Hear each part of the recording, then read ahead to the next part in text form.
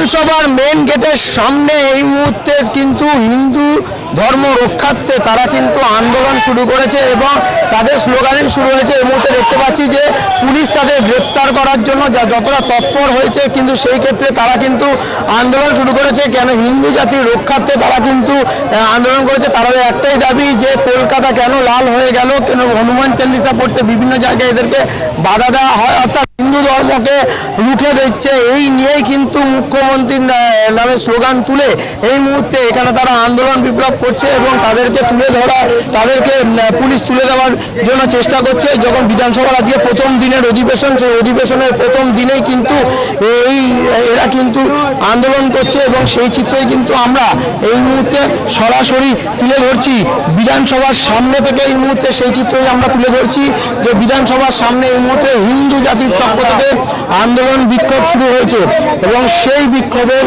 জন্য কিন্তু এখানে বিধানসভা 2 নম্বর গেটের সামনে যখন বিধায়করা বেরোনোর চেষ্টা করছে, আমি আরেকবার সেই চিত্র দেখাতে বলবো আমার ক্যামেরা পার্সন রাজকে, যে পুলিশের যে ব্যারিকেড যেমন তথ্য, তার সঙ্গেই কিন্তু আন্দোলনের মাত্রা তো চলছে। আন্দোলনের মাত্রায় কিন্তু 8 থেকে 10 জন হলেও তাদের পিছনে দাঁড়িয়ে আন্দোলনটিকে সম্পূর্ণ দেখেছেন বিজেপি বিধায়ক অগ্নিমিত্রা পাল। তিনি বাইট দিচ্ছিলেন এবং তারপরে কিন্তু আন্দোলনের জন্য তারা বিধানসভা 2 নম্বর গেটের সামনে দাঁড়িয়ে তারা কিন্তু এই প্রোটেস্ট করছেন এবং এই প্রোটেস্টে কিন্তু তাদেরকে তুলে নেওয়া, তাদেরকে অ্যারেস্ট করবার জন্য কলকাতা পুলিশের পুরো টিম এখানে মজুদ রয়েছে। কিন্তু তাদের এই আন্দোলন, তাদের এই বিপ্লব হঠাৎ করে কেন বিধানসভা গেটের সামনেই করতে গেল এবং মুখ্যমন্ত্রী এবং মেয়র ফিরহাদ হাকিমকে লক্ষ্য করে কেন স্লোগানিং করতে গেল, তা নিয়ে কিন্তু একটু প্রশ্ন থাকছে।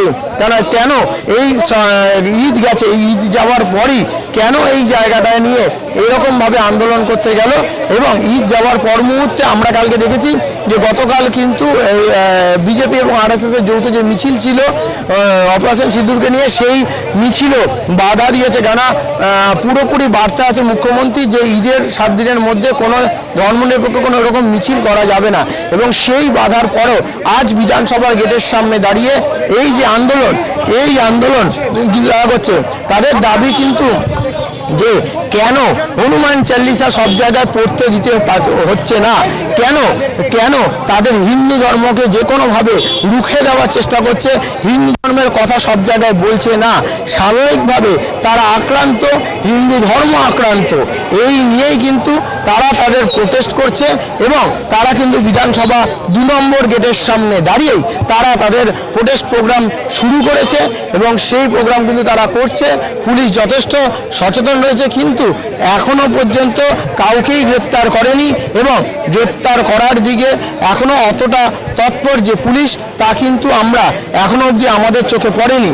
সাময়িকভাবে তারা গেটের সামনে ঘিরেছিল এবং তাদেরকে এখন সরিয়ে দেওয়া হয়েছে, কিন্তু তারা কিন্তু সরিয়ে আন্দোলন করছে। কিন্তু তাদের হনুমান চালিসা কেন পড়তে দেওয়া হচ্ছে না, কেন সারা কলকাতা রক্তে লাল হয়ে গেছিল, তাদের প্রশ্ন সরাসরি মেয়র ফিরহাদ হাকিম এবং মুখ্যমন্ত্রী মমতা বন্দ্যোপাধ্যায়কে।